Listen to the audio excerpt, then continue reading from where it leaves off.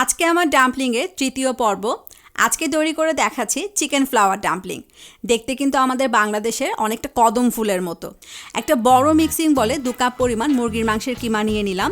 পেঁয়াজ কুচি নিয়ে নিচ্ছি 1 কাপ পরিমাণ, ডার্ক সয়া সস 1 টেবিল চামচ পরিমাণ, ফিশ সস 2 টেবিল চামচ পরিমাণ, সিসিম অয়েল 2 টেবিল চামচ পরিমাণ, গোলমরিচ ক্রাশ করে দিচ্ছি 1 চা চামচ পরিমাণ।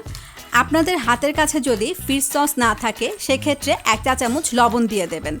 রসুন কুচি দিয়ে দিচ্ছি 1 টেবিল চামচ পরিমাণ। সব কিছু এবার খুব ভালো করে আমি মিক্স করে নিচ্ছি। কিছুক্ষণ আগে 1.5 কাপ পরিমাণ বাসমতি চাল খুব ভালো করে ধুয়ে নিয়ে পানিতে ভিজিয়ে রেখেছি। আধা ঘন্টা পর পানিগুলো ড্রেন করে আমি আমার রান্নার প্রিপারেশনের জন্য নিয়ে নিব। কর্নফ্লাওয়ার দিয়ে দিচ্ছি 1 টেবিল চামচ পরিমাণ, দিয়ে আবার মাখিয়ে নিচ্ছি। খুব ভালো করে আমি এটাকে মিক্স করে নিচ্ছি, কিন্তু খুব বেশি কচলে কচলে মাখবেন না, তাহলে কিন্তু পেঁয়াজগুলো থেকে পানি বের হয়ে যাবে। আপনাদের হাতের কাছে যদি সিসিম অয়েল না থাকে তাহলে কিন্তু আপনারা অন্য যে কোনো রান্নার তেলও ব্যবহার করতে পারেন।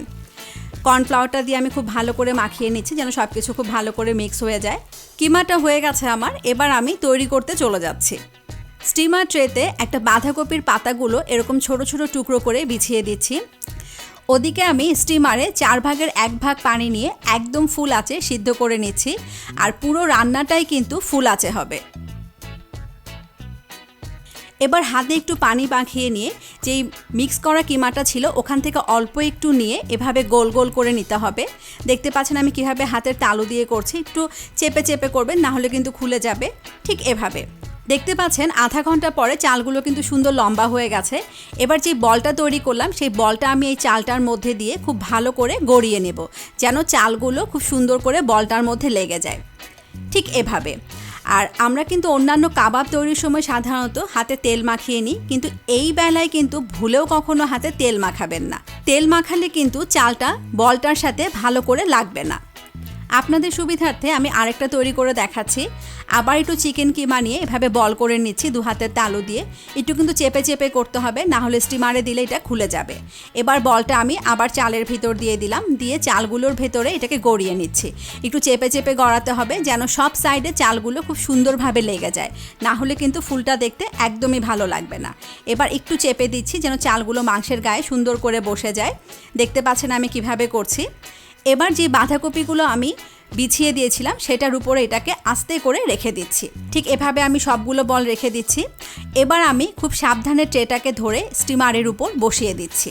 ঠিক এভাবে এবার ঢাকা দিয়ে অপেক্ষা করছি 10 মিনিট।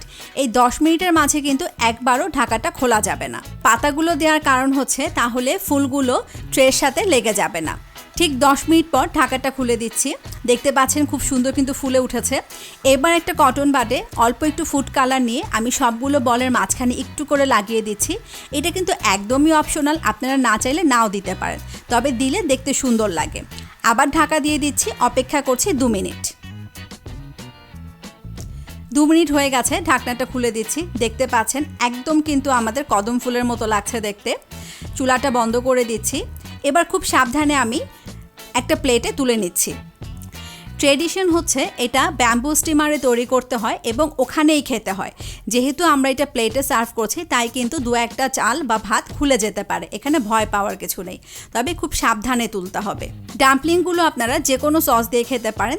আমি 2 রকম সস দিয়েছি। ডিপিং সসটা আমার প্রথম পর্বে পাবেন, আর গ্রিন সসটার রেসিপি আমার চ্যানেলে পাবেন। তবে এই 2টা সস দিয়ে কিন্তু খেতে খুব ভালো লাগে। অবশ্যই তৈরি করবেন, খুব জুসি একটা খাবার। চিকেনটা খেতে অসম্ভব জুসি লাগে। সবাই তৈরি করবেন, আমাদের জন্য দোয়া করবেন। ভিডিওটা ভালো লাগলে অবশ্যই একটা লাইক দেবেন। আমার চ্যানেল অবশ্যই সবাই সাবস্ক্রাইব করবেন। ভিডিওটি দেখার জন্য সবাইকে অসংখ্য অসংখ্য ধন্যবাদ।